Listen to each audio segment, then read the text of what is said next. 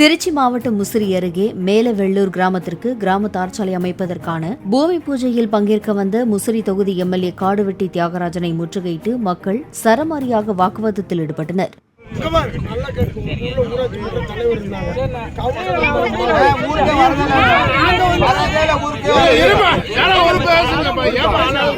சுகாதார வளாகம் கட்டி 2 ஆண்டுகளாகியும் தண்ணீர் மற்றும் மின்சார வசதியின்றி திறக்கப்படாமல் இருப்பதாகவும் புகார் தெரிவித்த மக்கள் தங்கள் ஊர் காவிரியாற்றுக்கு அருகில் இருந்தும் சரிவர குடித்தண்ணீர் வருவதில்லை என்றனர்.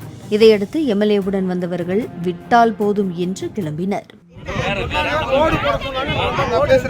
அந்த பாத்ரூம் கட்டி 2 வருஷம் ஆகுங்க. ஒரு லைன் தண்ணி லைன் இருக்குல்ல, ஒரு கரண்ட் இருக்குல்ல, ஒரு லைன் எடுத்து ஒரு ஓபன் பண்ணல.